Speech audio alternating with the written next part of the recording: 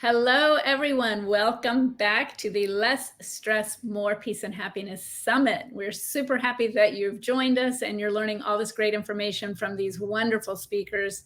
My name is Janine Wooten. I'm your host for this summit. And today I have the pleasure of introducing you to Kathy James. And I'm going to tell you a little bit about Kathy and then we'll bring her on.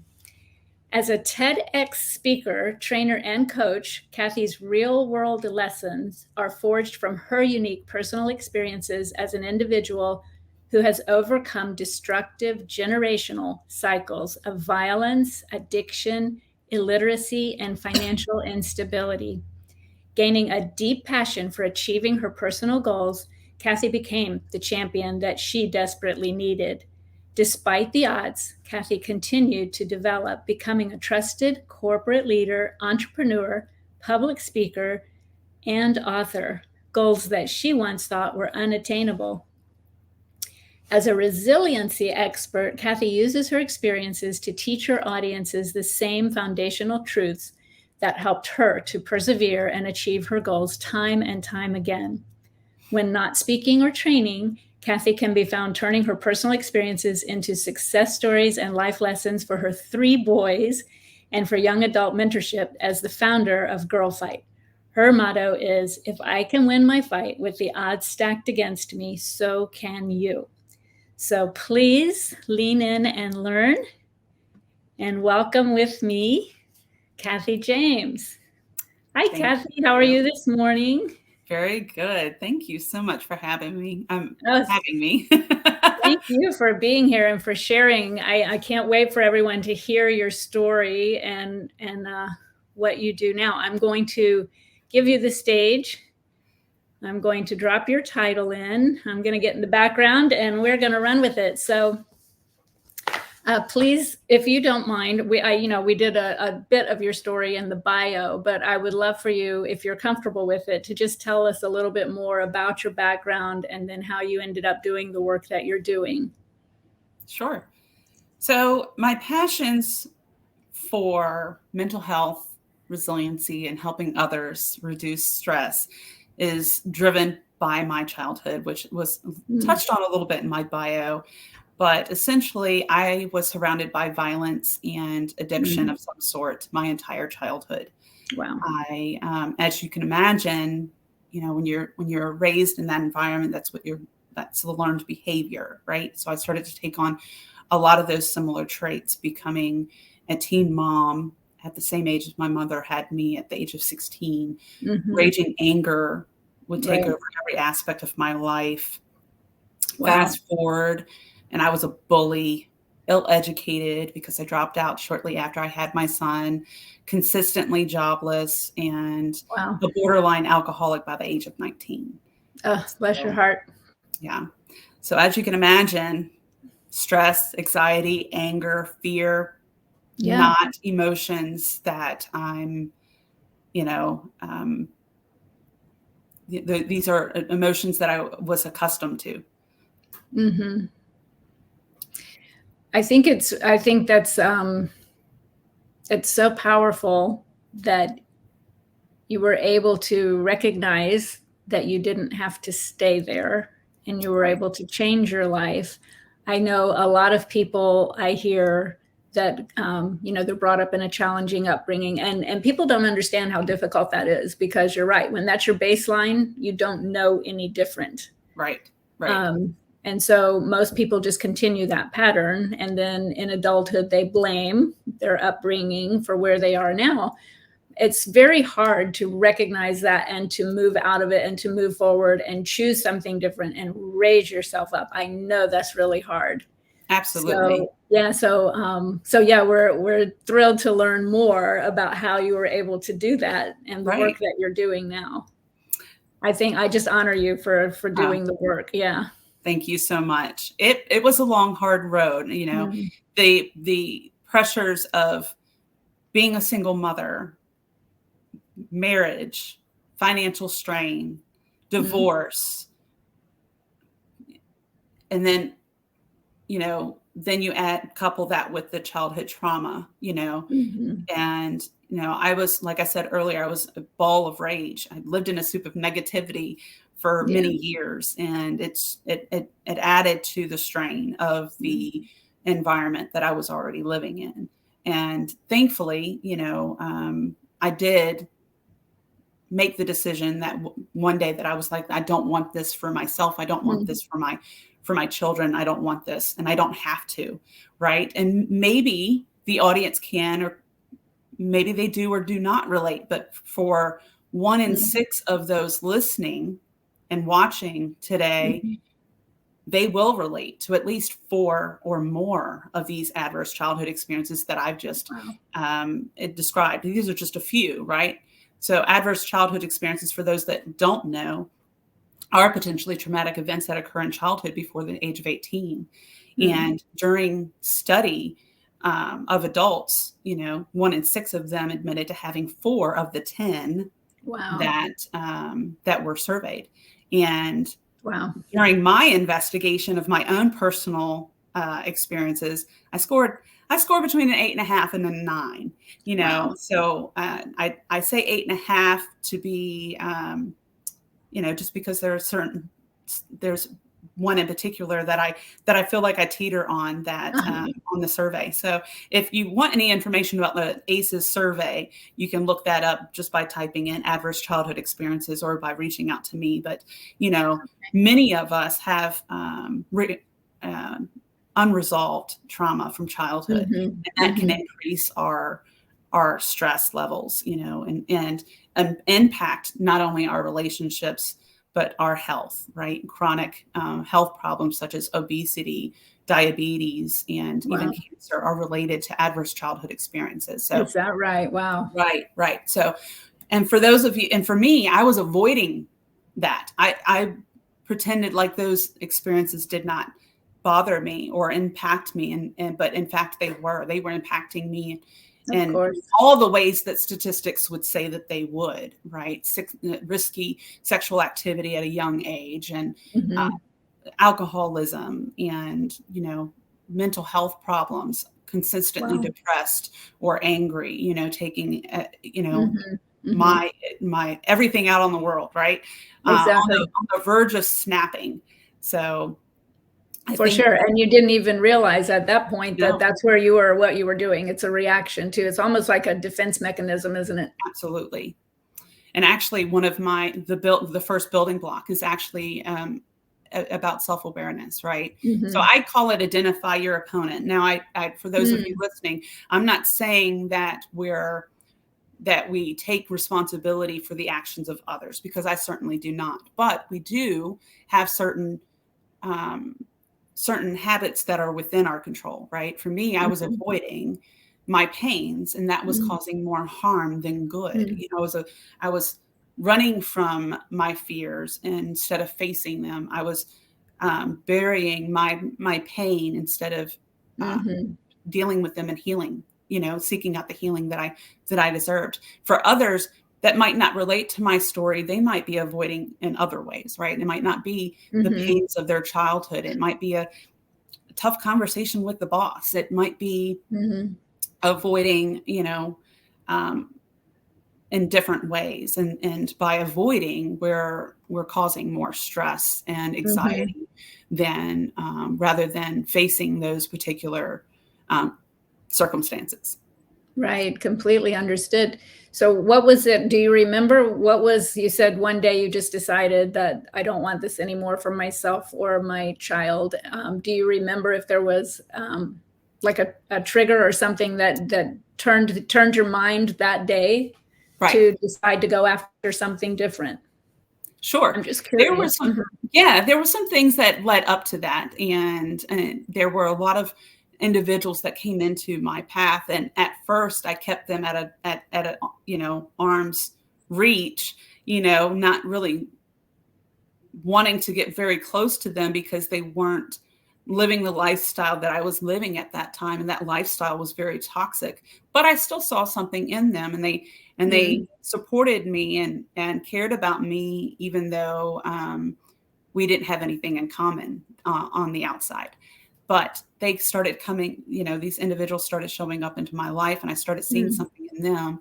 And it was a peace and a happiness that I didn't recognize in the beginning. And I saw that they were living lives that were different than what I had, that I was living. And I wanted some of that. Yeah. Right. And I realized, based on their talk and my experience, that little bit of experience with them, that they had something that I didn't.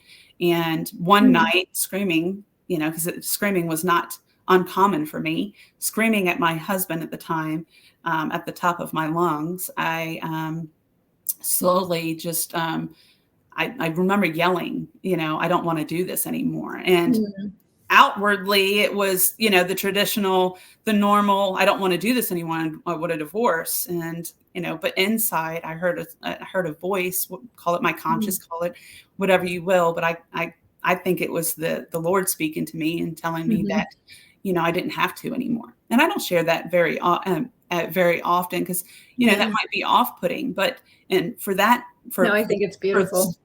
So for certain individuals, but, it's my truth, Yeah. It's beautiful. I knew in that moment that I didn't have to live that life, and I didn't have to choose that life that my parents and my, extended family had chosen for themselves, and that I wanted something different. Didn't know what that looked like. Didn't know how to go about that just yet, but I found a new hope that it was possible, and I made that decision. Now that I've come to that same realization multiple times over in different ways throughout my life, right? Where we've had to make those decisions to put things to the side or to let go of relationships. And, so those aha moments and those moments of choice have risen up inside of me multiple times over. But that particular moment is, it was significant. Yeah. Oh yeah. Yeah. And it's ingrained in my mind. I can picture myself screaming in my dark bedroom, at my husband in the next room, and just picture it like it was yesterday. Yeah. Yeah. It's kind of like like a turning point, an existential kind of moment. And especially if you feel like you got a download, a divine answer that you don't have to. And it's wonderful that those people were in your life and helping you and showing you a different way. It sounds to me like, I'm not trying to put words in your mouth, but it sounds like because of your background, you might have been very guarded, and it took a while to learn to trust them. Absolutely. That's why you were kind of like keeping them, you're just kind of observing for a little while, and until you decided it was safe. Yes, absolutely. Yeah. Absolutely. And I'm so glad that I did, because I've had many people come in and out of my life since then. And it's actually my second building block. It's funny, because I talked about the self-awareness piece, and, I talk about avoidance, but there's also other means that, other habits that keep us from a fulfilled life, keep us in that state of stress. And that's yes syndrome and blinding distractions. But when you are trying to overcome those things, and you're trying to reduce those emotions in your life and have more peace, then I think, without a shadow of a doubt, I believe that having the right person surround you, your entourage is what I like to call it, it's vital. And, if you think about a champion's entourage, whether a professional athlete of some sort, they always have their corner man. If it's, professional boxing, they have their corner man, right? They have their spar partners that help them to train, and they challenge them. And they also have their trainers and their diehard fans. It's their community, right? And the great thing about our community, our entourage, we have the ability to choose who's within our support system, right? Right. Our inner circle. Right. Yeah. And we can select those movers, those shakers, those the guidance and the support system that we need for that particular goal, right? And so I think really that I was just going to say that's really powerful. A couple of things that you just said. One is hope, and community, and two of those of everything you said are two of the reasons that we are putting on this summit. Yes, and that's to give people hope and to bring about a sense of community, because I think, these last few years, everyone has been through so much. Like life just got turned upside down. We never saw it coming. People got stuck, I think, in fear for sure, and sustained isolation and just uncertainty. Uh, all of the political stuff that was added on top of the pandemic. Right. It's been really hard, and I think a lot of people feel like, when you get stuck in a feeling that there's no hope, and it becomes kind of a depressed and desperate situation. So that is literally why I decided to put on the summit, and I love the collection of speakers and the collection of topics, and I just hope that people are really getting the value out of it. But mainly, yes, there's hope. There is hope, and you can always make a choice. And definitely surround yourself with the people that are going to support you and have your back in your corner. Like you said, Right. It makes a huge difference, difference. Remember, I know you've heard that there's a saying like I won't be able to do it word for word, but like you're the sum total of the 5 people around you. Oh, yeah. Have you heard that one? Yeah. Yeah. Yeah. So back to awareness, right? And then after you become aware, then you have a choice to make. Yes. Yes. Absolutely. So I love so much. I normally ask for an example of a success story, but your story in itself is a huge success story. And I'm just so proud of you. And I love it when people come from a situation like that. They become aware, they make the choice, and then the work starts. Absolutely. And you do the work and you stay committed to doing the work, and then you come through it. Yes. You could stop there, but you're not. You're putting what you've learned out there to help other people. And so that's just, that's great. That's what it's all about, right? Absolutely. Finding our way and then leading others. Yes. Yes. And I think that it's important that we, even if an individual doesn't do it at the same level that you or I might, right? Kindness and gratitude are so vital, and paying it forward, and having that heart of giving, it makes a difference in our personal health. Absolutely. It puts into perspective our own situations, and releases that that love hormone, right? And which builds us up, right? And you're right. I think that those things are vital. And I think that, in the grand scheme of things, as we're talking about reducing stress, it's important that you have those individuals to help you to recognize those moments that are triggering that stress and that anxiety, right? And then helping you to train and condition your mind so that you can be better prepared. Proactive versus reactive, right? Yes. If you can learn your patterns and your patterns, strengths, weaknesses, triggers, if you can get to a point where you can recognize and learn your body and your thinking patterns and how you respond to certain things, you can start to become more proactive and plan out ahead so that you can respond differently. And reward yourself when you start to grow. If you put in a plan in place for, that you're going to a wedding, right? And that you learn about yourself that you're not good in crowds, right? And you put a plan in place, maybe 2 or 3 different strategies that you want to implement, and you implemented 2 of the 3, reward yourself. That means you've grown, and then, and reward yourself for those small milestones. And it's okay that we don't meet the mark every single time. We're human, right? And so learning how to recognize and learn from every circumstance. I call it a win-learn mindset. It's very much win-win. It's a win-win as long as you're willing to learn, and so it's a win-learn mindset. Just that's great. I know I've said a lot there. Yeah, no, it's great. I'm gonna, I replay it and I'm gonna take notes because there's a lot there, a lot to unpack, but it's really powerful. Yeah.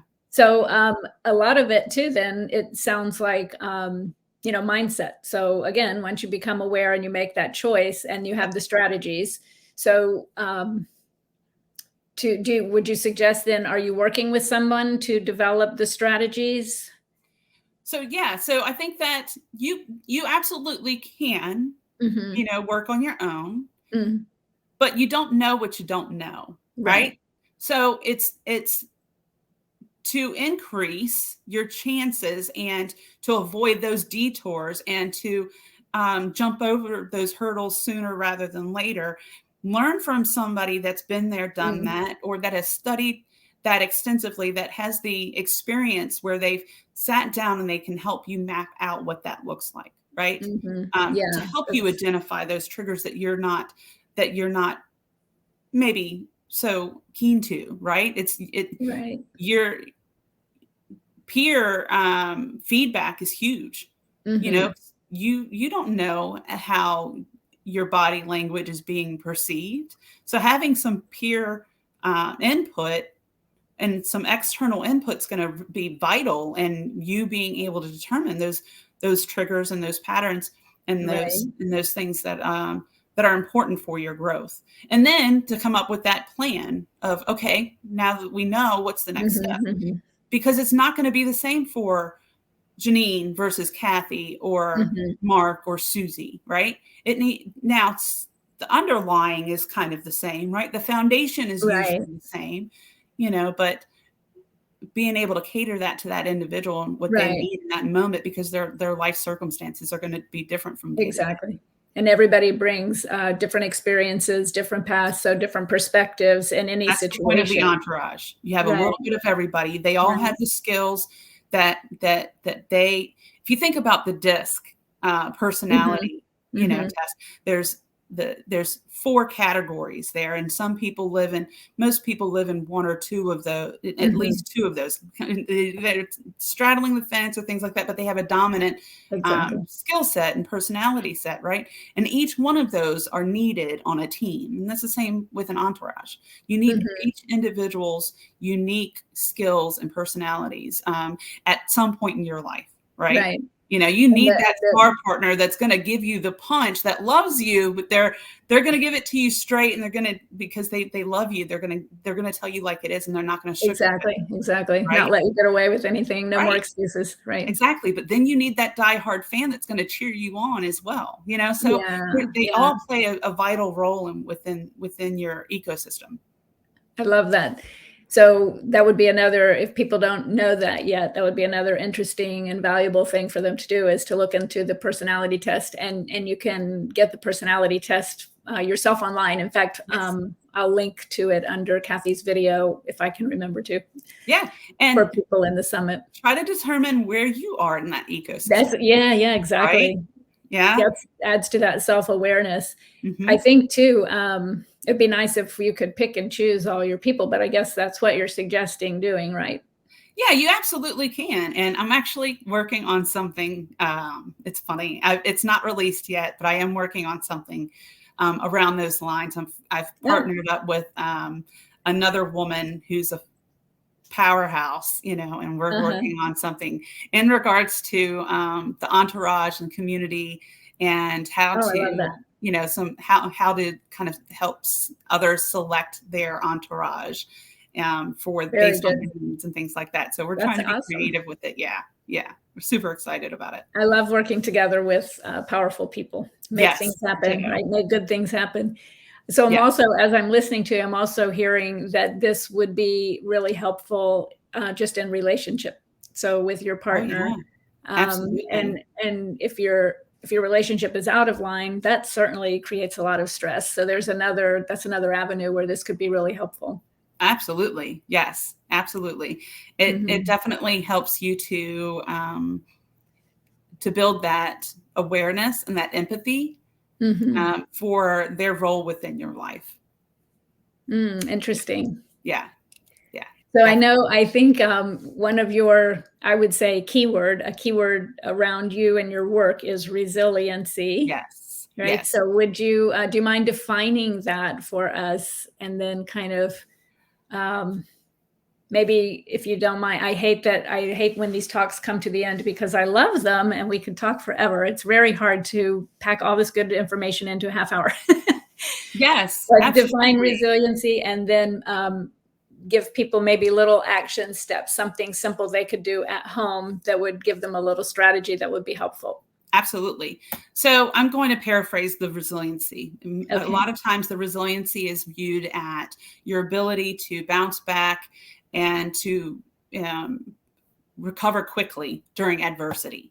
Mm-hmm. But I take that a step further, and when you're developing resiliency, it's not just for adverse situations. Mm-hmm. It's resiliency in your goals, right? Oh, right. You set a goal and you see it to fruition, right? There's certain things that have to be developed to persevere through adversity, but also to persevere in your goals. So I think it's a two-sided coin as far as resiliency goes. So resiliency is about having long lasting, right? It's your ability to last through, not just get by, because anybody can get by. It's changing your mindset so that you learn and grow while you're going through it, right?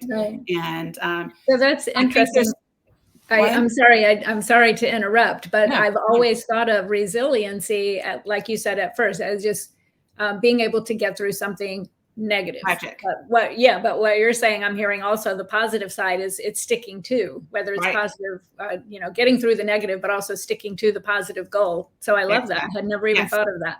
Yeah, it's not just a negative thing. It can absolutely be a positive thing. So you're working towards developing yourself, developing your mind, developing your spirit, developing you, right? And really becoming in tune to yourself, so that when you set a goal for yourself, you can you can finish that confidently, right? And I love that. So I think that that's important. Because so you look online and it's got that negative connotation to it. And I think that it needs to be looked at and viewed differently. Yeah, I love that. Because we can embrace it easier, right? Right. Don't wait until you go through a tragic moment or a challenging time in your life to develop that. To develop that, right? It's a skill that you absolutely can develop. That's a great point. And it has that foundation, right? Everybody's got the same foundation, but it's going to be different, for everyone, depending on what stage in their life they are. So what about, is there something like a simple technique that people could do at home that would help them to maybe become aware a little bit or start to develop a little bit of resiliency? Sure. I think that recognizing our core values is going to be is a very core foundational practice, because once we recognize what our core values are, we can start to live them out in every scenario of our life, right? So if you can recognize what some of your core values are, you can live them out in your goal setting. You can live them out in your entrepreneurial journey. You can live them out and choose to live them out in the activities that you choose with your family, right? And they start to help mold you, when you're thinking about those stressful moments, right? I can see where that would be really helpful with the self-awareness. Yes. Do you suggest writing them out? Right. So I suggest finding a quiet, comfortable space. Okay. Let go of the distractions. I'm going to be funny for a second. It just popped in my head. I used to live in a mobile home that was a double wide mobile home. And I had a closet that was like the size of a bedroom. But I would literally go and sit in my closet to find space away from my kids. Peace and quiet. Yes, I would sit in my closet. Now, not everybody's closet is the way that I did, but I found my quiet space, and I would journal for hours there. Oh, wow. And not hours and hours on end while my children were running around unsupervised, like when my husband would be, taking care of the kids, and I would find my space, my time. Find your space, yeah. Yeah. So find you a So that's comfortable, quiet space. it's a dedication to finding a space to be Yes, able to do the yes. work, you know. Yeah. Yeah, you don't have to go and, if you want to go to the park by yourself and sit at a picnic table to unwind and think, or wait until the kids are in bed, whatever it is, just dedicate to Right. finding that your zen spot, your quiet spot, and Where you grab can a pen and a focus. notebook. It doesn't have Yeah. to be a frilly notebook, and then start reflecting on these 5 Mhm. questions. What aspects of your life bring you the most joy and fulfillment? Mhm. What activities or experiences make you feel alive and engaged? Mhm. When do you feel the most authentic and true to yourself? What These are good. values do you consider important to your personal and professional life? And begin writing down your responses without overthinking, just whatever pops in your mind. Brainstorm it. Don't think about correct spelling or Exactly. formatting or Exactly. trying to create a big chart out of it. Just brain dump, right? Right. Whatever Right. pops in your mind.